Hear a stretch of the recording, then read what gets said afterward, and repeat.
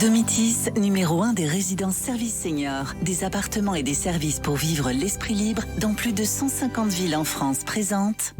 Sud Radio, y a pas d'âge. Midi 30, Catherine Bully, David Arthur. Bonjour à tous, bienvenue dans Y a pas d'âge, votre nouveau rendez-vous tous les dimanches jusqu'à 12h30 pour vous aider à profiter pleinement de la vie, dans la bonne humeur. Bonjour David. Bonjour Catherine. Alors aujourd'hui Aujourd'hui, elle a osé le faire. Françoise Debanne, à 93 ans, s'est investie dans une association pour récolter des fonds à l'attention des personnes âgées seules et isolées, en tricotant des petits bonnets en laine avec leurs pompons pour les mettre sur des bouteilles de jus de fruits. Et moi je vais vous dire comment être en forme et paraître beaucoup plus jeune en vous hydratant bien avec le docteur Christian Spitz, pédiatre. Et nous parlerons de ces sectes qui cherchent à enrôler nos aînés avec Sonia Jougla, psychologue clinicienne spécialiste de l'emprise sectaire. Et enfin, Evelyne Delia, que nous retrouverons tous les jours à la présentation de la météo de TF1. Elle nous fait le plaisir d'être avec nous. Sud Radio, y a pas d'âge.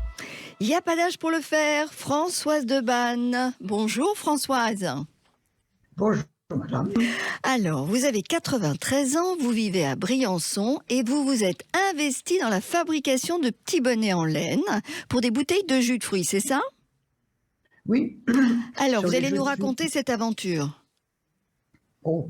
Cette aventure, j'ai commencé, ça fait déjà pas mal d'années que je tricote les petits bonnets. Oui. C'est pour les petits frères des pauvres. D'accord. Vous savez, Oui.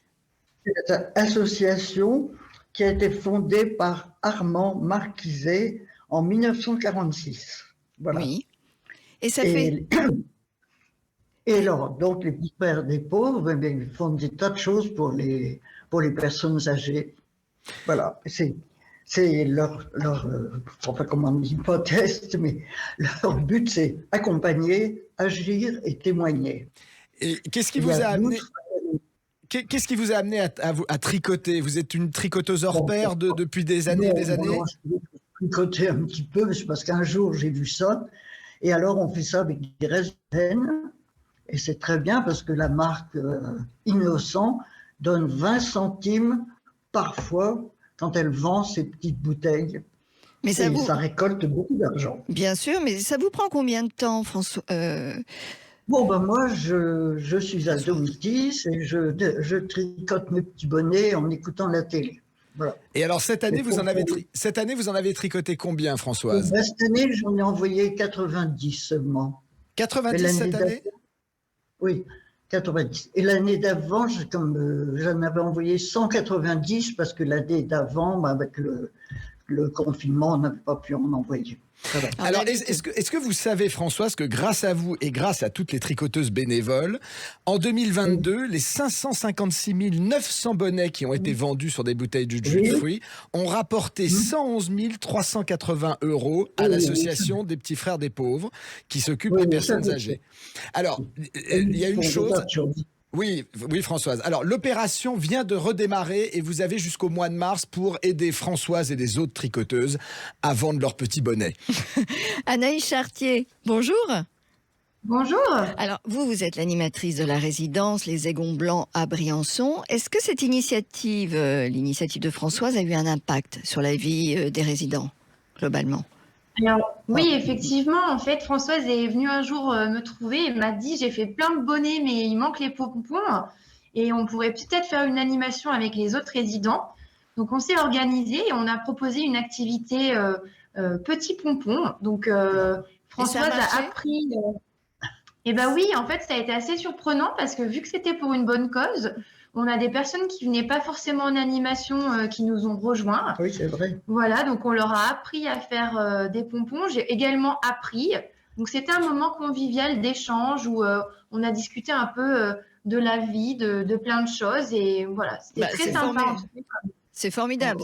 En termes d'énergie, de lien social, c'est une expérience qui est absolument formidable. Écoutez, merci Françoise et merci Anaïs vraiment pour cette très très belle initiative qui vient en aide aux personnes âgées victimes d'isolement.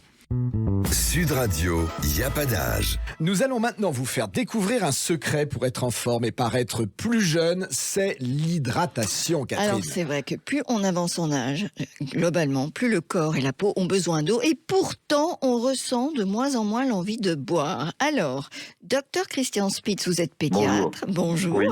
Quelle quantité d'eau faut-il en fait consommer chaque jour? Parce qu'on entend tout et son contraire. 1,5 litre, c'est la quantité d'eau nécessaire pour tout le monde, évidemment. Oui. Et le problème, c'est que les personnes âgées, à un certain âge, ne ressentent pas forcément la sensation de soif. Ils ne vont pas boire, de même qu'ils n'ont plus très faim, pour différentes raisons, manque d'appétit. Et donc là, le risque est important. Et il faut bien sûr surveiller de près, notamment les personnes, ceux qui sont debout, valides, qui se déplacent normalement, bon, ça va, mais à partir d'un certain moment, quand ils sont, on va dire, en dépendance, qui a besoin de soins quotidiens, là, l'attention doit être particulière, vérifier qu'ils s'hydratent bien. D'accord. Alors, docteur Spitz, vous venez de le dire, il y a des personnes âgées qui ont du mal à boire ou à manger parce qu'ils n'ont pas la nécessité, ils ne la ressentent pas. Est-ce qu'il y a des fruits et légumes qui peuvent leur apporter la quantité d'eau nécessaire? Est-ce qu'il y a des palliatifs? Alors, il y a des palliatifs, bien sûr, mais surtout, le 1,5 litre est incontournable, qui est légumes ou pas légumes. Mais c'est sûr que les tomates, la salade, tous les légumes, les haricots verts contiennent bien sûr de l'eau, plus que les autres aliments, à mesure où ils sont bien sûr cuits et cuits avec de l'eau en général, ou quand ils sont crus, les fruits également, le raisin, toutes sortes de fruits, même les pommes, il y en a beaucoup en ce moment, enfin des choses comme ça, oui bien sûr. Mais comme ils n'ont pas beaucoup d'appétit, c'est pas toujours évident. C'est-à-dire qu'ils ne vont pas boire beaucoup, mais surtout ils ne vont pas beaucoup manger non plus. Donc il faut veiller à hydrater tous les jours. Une perte de poids de 5% du poids total de la personne, c'est là qu'il faut commencer à se méfier. S'il y a un mauvais état de conscience, par exemple, ou la bouche desséchée, voilà. Il y a c'est la perte, déshydratation légère, c'est perte de 1% d'eau. C'est pas beaucoup, et donc le corps et le cerveau sont moins performants. D'où l'idée, il faut boire pour effectivement permettre un bon fonctionnement cérébral.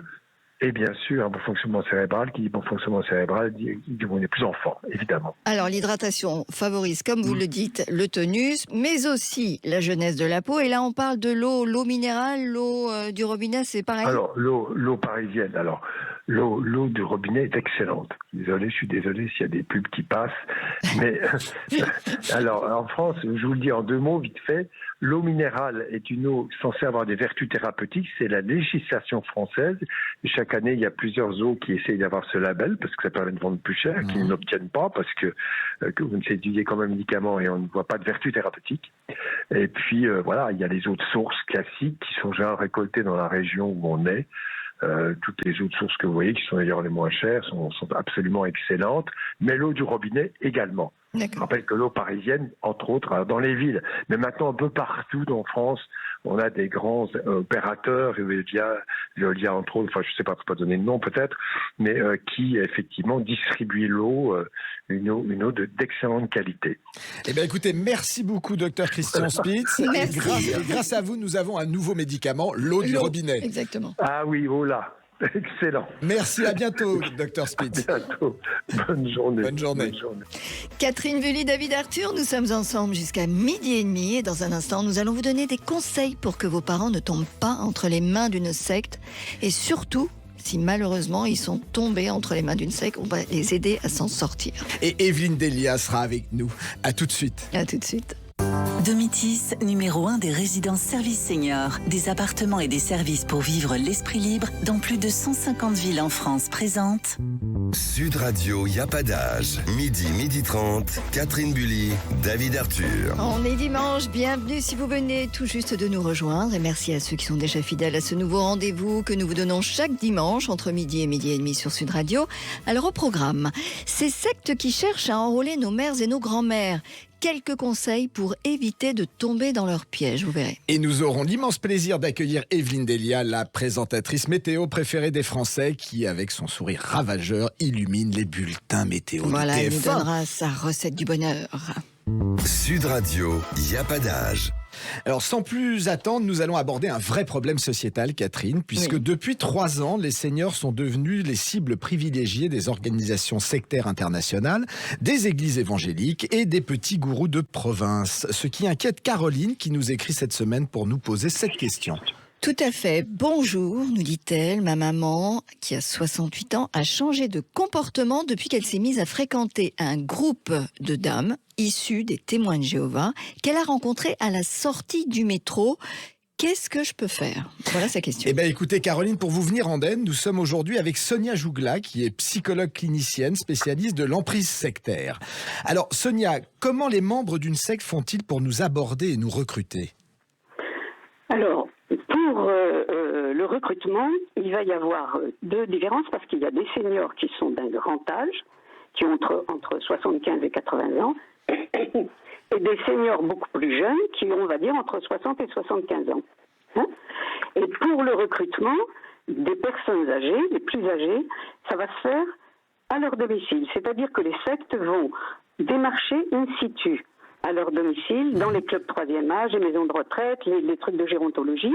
Et quelque chose auquel on pense moins souvent, ce sont dans les services de soins palliatifs, où il y a certaines sectes qui sont spécialisées dans les soins palliatifs. En fin de vie, mais c'est complètement incroyable. Alors, j'ai pas dit que les soins palliatifs étaient sectaires, mais je dis qu'il y a des sectes qui sont spécialisées dans qui recrutent dans les soins palliatifs.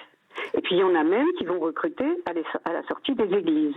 Hein, il y a même une gourelle qui dit « Moi je suis le Saint-Esprit, suivez-moi, il n'y a que moi qui connais la Bible », enfin etc. Vous voyez un petit peu le genre de propos. Franchement, je me pose la question, quel est l'intérêt pour une secte comme alors l'église de Scientologie ou le Temple solaire ou les 500 petites sectes qu'il y a dans notre pays, qui sont moins connues, qui sévissent en France, d'enrôler des personnes âgées de cet âge? Alors, l'intérêt, c'est que les sectes, les adeptes sont nécessaires au gourou.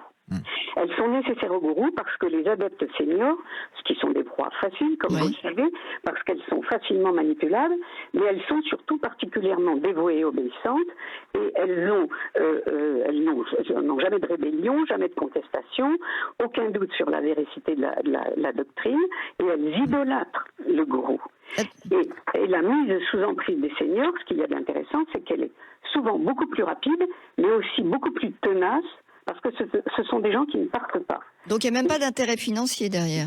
Si. Alors il va y avoir 2 intérêts extrêmement importants. Le premier intérêt, c'est que ces cibles viennent grossir le nombre des adeptes. Plus il y a d'adeptes, plus le gourou a un sentiment de toute puissance. Et plus ça lui permet d'asseoir son autorité et sa légitimité aux yeux du monde. Et le deuxième intérêt, ce que vous venez de dire, c'est l'intérêt financier. Il y a dans certaines sectes des captations d'héritage, des ventes ou des achats d'appartements imposés, des tournements de fonds, etc. Il y a même tout un système de mise en place de dons que le gourou impose, des dons qui sont imposés. Hein.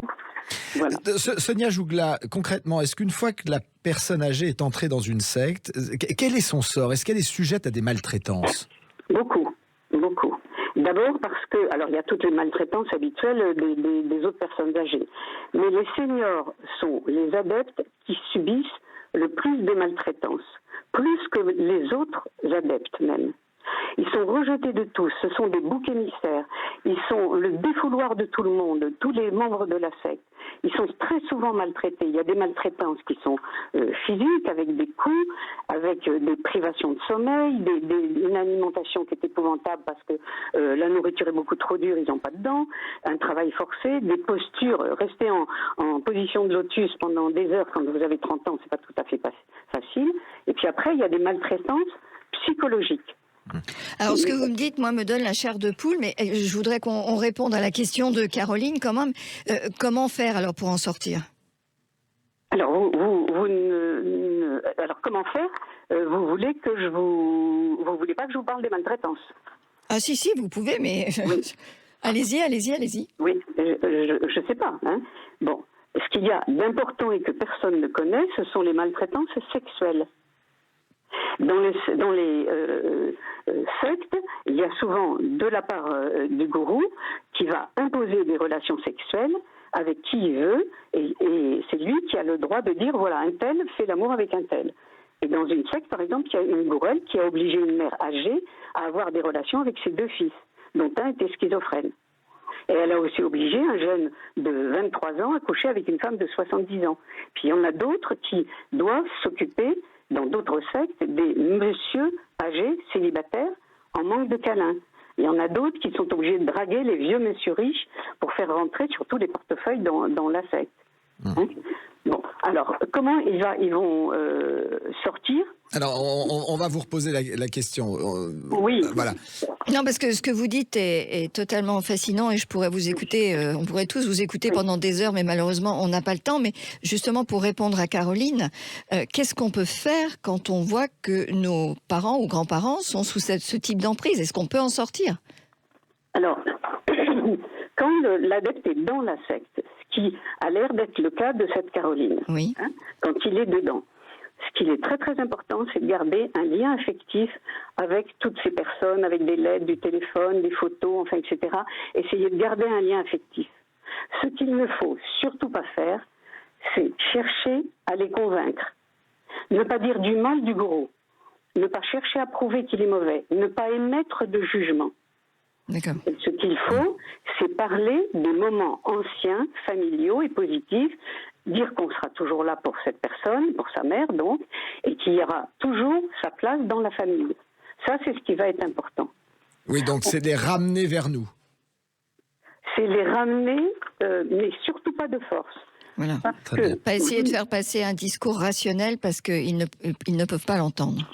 Oui, parce que vous ne pouvez absolument pas sortir un adepte d'une secte contre sa volonté, quel que soit son âge. On ne peut pas le sortir de force. Écoutez, c'est pour ça qu'il faut garder ce lien très affectif. Écoutez, Sonia Jougla, on est face à un sujet vraiment important et où il y a plein de choses à dire pour venir en aide aux gens. Donc, nous reviendrons avec vous un peu plus tard dans la saison. Merci énormément d'avoir été avec nous aujourd'hui. Merci beaucoup pour toutes ces informations. Merci, au revoir. Merci, au revoir. Sud Radio, il n'y a pas d'âge. Avant de nous quitter, comme tous les dimanches sur Sud Radio, nous avons l'immense plaisir de recevoir notre invité. Et aujourd'hui, il s'agit de la présentatrice météo préférée des Français et de son sourire ravageur. Et il s'agit bien sûr d'Evelyne Delia. Bonjour Evelyne. Bonjour Catherine et David. Bonjour Evelyne. Alors Evelyne, quand je vous regarde tous les jours sur TF1, je me dis que le temps n'a absolument aucune prise sur vous. Vous ne changez pas. Je voudrais connaître, comme toutes les femmes qui nous écoutent, votre secret. Bah écoutez Catherine, je ne sais que vous dire parce qu'il n'y a pas de secret. Je vis tout à fait normalement. Je ne suis pas en train de faire de la gymnastique plusieurs heures par jour. Au contraire, j'en fais pas très souvent d'ailleurs. Je marche quand même, hein, et ça, je trouve que c'est hyper important. Non, je crois que le secret, c'est aussi de vivre normalement, d'avoir une vie équilibrée, et c'est important aussi par rapport au métier que je fais, d'avoir une vie équilibrée entre le métier, la vie personnelle aussi. En plus, un métier de passion. Et un métier de passion, ça c'est vraiment du bonheur. C'est le bonheur tous les matins d'arriver au bureau et puis voilà de travailler avec des superbes équipes et puis d'apporter des informations, et Dieu sait si elles sont de plus en plus importantes, aux téléspectateurs. Et c'est un échange, hein, c'est pas un monologue. Moi je le ressens pas du tout comme ça. C'est bon, je suis toute seule à parler à la caméra, mais pour moi c'est un dialogue avec les téléspectateurs à travers la France. Alors justement, vous en parliez à l'instant. Quels sont ces petits moments du quotidien qui vous rendent heureuse ?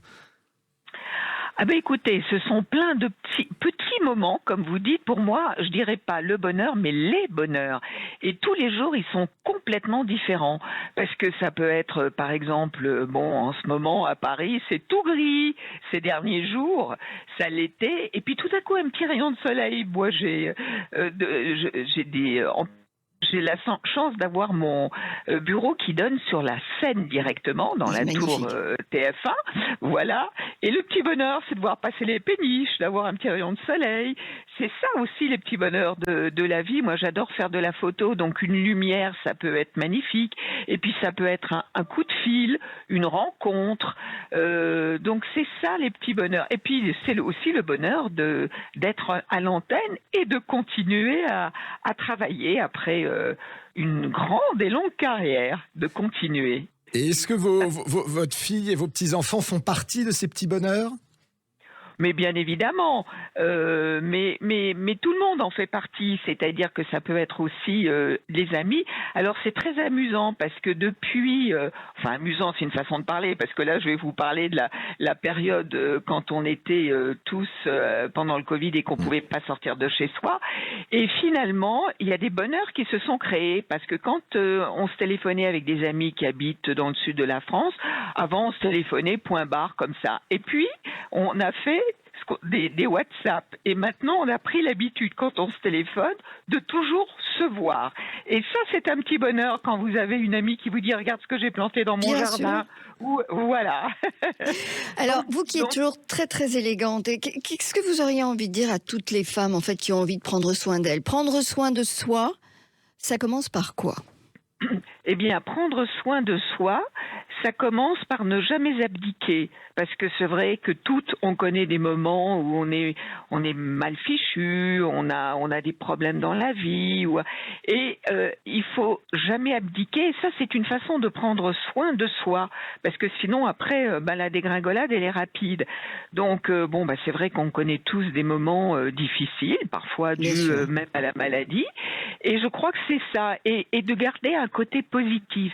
Il y a toujours une petite lueur, même dans les moments très difficiles. Et c'est aussi une façon de prendre soin de soi. Et puis c'est d'avoir une vie équilibrée dans la façon dont dans ce que l'on mange, dans la façon dont on travaille aussi. C'est ça, c'est l'équilibre. C'est ce que je disais un petit peu tout à l'heure. C'est l'équilibre entre sa vie professionnelle et sa vie privée. C'est aussi une façon de prendre soin de soi. Et je dirais même que prendre soin de soi, c'est aussi prendre soin des autres. Parce que l'image que vous donnez, elle se répercute chez les autres. Et si on sent que, des fois on me dit, vous avez des ondes positives. C'est vrai. Ça, c'est bien. et Evelyne, est-ce que dans cette vie de passion que vous vivez et que vous partagez avec le public, est-ce qu'il y a encore un rêve que vous n'avez pas réalisé ?